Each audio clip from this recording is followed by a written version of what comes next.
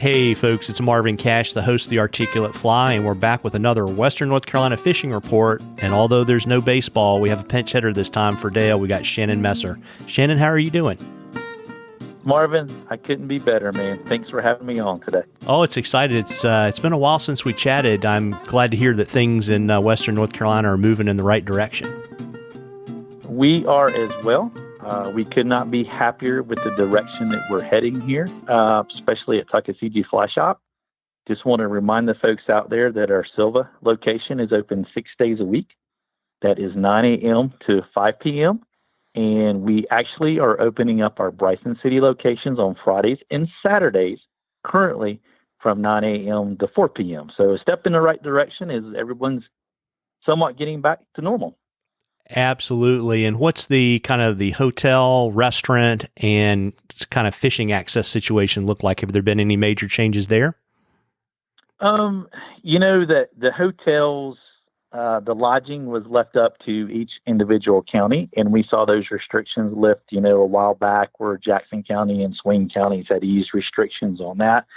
So we are finding that people are able to get lodging. The private campgrounds pretty much are taking, people in. So that is a step in the right direction for normalcy there. And when we went into phase 2 throughout the state of North Carolina, we saw some restaurants take advantage of the reduced seating capacity. And that's another positive sign. And so, for instance, last week, after we finished up some activities in the shop, we walked down to our favorite brewery and we ordered food and was able to share food, have our favorite beverage, and sit outside. And honestly, it felt like nothing was going on. So that was a nice break. But that's the direction everything seems to be going in up here. And we certainly hope that continues to increase over time. Absolutely. And that's good to hear. And, any kind of new opening, I know some roads in the park have been closed. Anything new opening up this coming weekend or in the near future? I checked again today on the Great Smoky Mountain National Park website, and I stress people to look at that because there's a lot of good information there. We appreciate the phone calls at the shop, but this is where we look to kind of see what's going on. But currently at this time, they don't have anything published that they're looking to open up this week, but that could change at any moment as the National Park is doing their phase reopening schedule. Right now, the campgrounds are still closed, but if you like to do some backcountry stuff, those are open with reduced capacity limits, but you still need to go through the national park to get your backcountry permit. And you know what? This time of year, it's a good time to be doing some stuff back there anyway. It's a great time to be fishing the backcountry. So I would take advantage of it. You probably may encounter less people. People are here doing that, but you may not encounter the larger crowds that you typically would be this time of year. Absolutely. And I'll drop a link to the park's website in the show notes so folks can quickly go there and check it out as opposed to calling you and then you look there and you tell them what you see on the internet.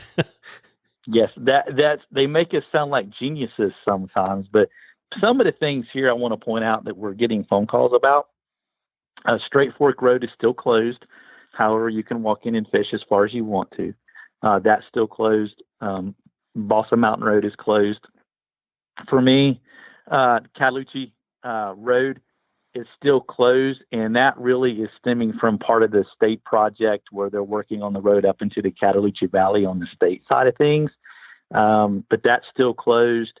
But with that being said, there's a lot of things that are open inside the national park, and there's some picnic areas open as well as some public restrooms. So from a positive note, there's some things open inside the park that you can take advantage of, whether, of course, you're here to fish, you want to do some picnicking and combine the two together. You have a lot of places to do that at inside the Smokies right now. Got it. And, so now we can talk about the fishing. I checked the weather report before we started recording, and we're recording this on the 1st of June, and it looks like you've got pretty seasonable temperatures with a pretty healthy chance of some thunderstorms over the next few days. Yes, it's looking like maybe Thursday, Friday, Saturday as of right now, potentially, 80% chance of thunderstorms. Other than that, though, it was sunny today. It was a pretty day out here. We have had, some nice weather. Water flows are really good. The water's clear, and we've got really good water temperatures right now. But we'll certainly keep a look on that forecast and see as it changes over time. It could get worse. It could get better. But right now, that's what we got.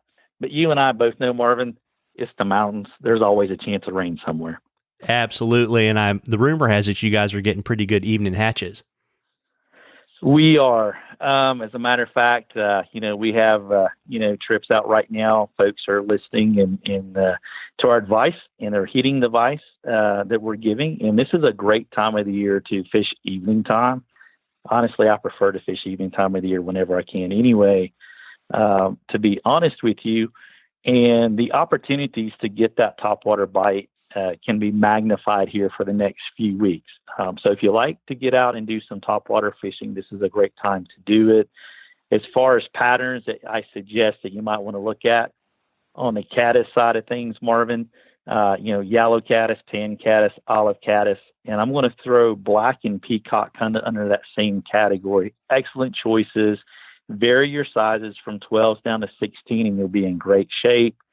Mayflies, this time of year you can get some mayfly hatches, sulfurs, you're going to see those. There is a fly called a pink lady that people in this area is familiar with. It is a great evening time fly to throw in the Sunburst, or no, I should correct myself, the West Fork of the Pigeon area in Haywood County. But around these other streams, that pink lady fly can be a great option for you. Of course, the old standby, Adams, whether you fish a male Adams or female Adams, traditional or parachute, those are great choices. 12s to 16s are excellent for that. Yellow Sallies are popping off, and we have several different patterns here in the shop. So as you come up, we can hook you up with all different ones. Attractors, you start looking at attractors, stimulators, and roll wolves are great patterns to be throwing this time of year, as well as thunderheads. Terrestrials, we're seeing ants, we're seeing beetles, we are seeing some grasshoppers there. So if you like to fish terrestrials, that's starting to pick up. And of course, we can't forget about some of our nymph patterns that we like to use. Some of our favorites are some copper johns with the rubber legs, pheasant tails, prince nymphs, girdle bugs, and of course the woolly boogers for sure, to kind of give you folks a little bit of a synopsis on what types of bugs they'll be throwing out there. Got it. And are you guys expecting, I know that in some parts of Western North Carolina and into kind of Southwest Virginia, they're expecting kind of one of those big cicada broods. Are you expecting that in the Bryson City, Sylva area this summer? We've been asked that several times, and I'm not finding that on the map for us. It would be great if it happens, because I would be there, ready to rock and roll. If it kind of sneaks up on us, we'll hit the water. But as of right now, the way the map goes and they show that, it kind of shows that missing us. But, that could change, how it is. That's a prediction there. But right now, we're not slated to. But if it happens, all you got to have is some of those big black bugs with some foam on them. And that's not too bad to tie up and get out there and throw those rascals at them. Absolutely. And as you're setting up for that evening hatch, do you generally kind of recommend people get there, kind of a couple hours before they want to fish, kind of get a spot and maybe swing soft hackles or kind of nymph until the hatch goes off? Absolutely. That's an excellent point, and I failed to mention the soft hackle aspect of things. This is a great time of year. Dry dropper can be very effective for you. So taking your favorite nymph or favorite soft hackle and swinging that, if you want to, underneath the dry. But my suggestion and tip to the listeners out there, and we appreciate those listeners, is when they start keying in primarily on that dry fly, just take off that trailing fly and exclusively fish that dry fly.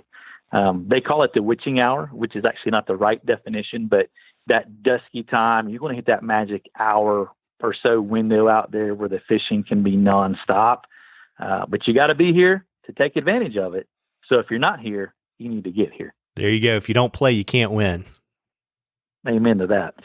Well, listen, folks, we love questions on the Articulate Fly. If you have a question for the folks at Tuck Fly Shop, if you'll send it to me on the Articulate Fly Facebook page, if we use it, I'll send you some Articulate Fly swag, and you'll get it into a drawing for something from the shop at the end of the season.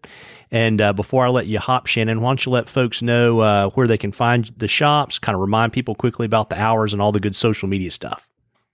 Yeah, absolutely, Marvin. So you can find us Monday through Saturday at 530 West Main Street, Sylva, North Carolina, and in Bryson City currently, and I say this currently, this is subject to change, on Fridays and Saturdays from 9 a.m. to 4 p.m. For more information on that, feel free to visit our website. That's tuckflyshop.com. That's pretty simple, tuckflyshop.com. We will keep information updated there. You certainly can follow us on Facebook. Tuck Fly Shop, Tuck CG Fly Shop, and also in Instagram, and I'm leaving something out there and YouTube as well. And we will keep you updated on all that stuff. But anytime we seem to have a change, Marvin, we go straight to social media to get that information out to the public. So be sure to follow us on that for any updates. Certainly call the shop. That's 1-828-488-3333. And I want to take a moment to really thank all of our great customers out there who have supported Tuck Fly Shop over these past few months. I'm sure, Dale and Bobby and Jack and myself, we're very fortunate to have some wonderful customers out there and some great listeners. And we appreciate everything you've done to support the shop as well, Marvin, and look forward to seeing you in person here before long. Absolutely. My pleasure. And it's always great to get that feedback from your customers. And folks, we are in the sweet spot before it gets hot. Dry fly fishing in the evenings in Western North Carolina. You need to get out and catch a few. Tight lines, everybody. Tight lines, Shannon. Tight lines, Marvin. Take care.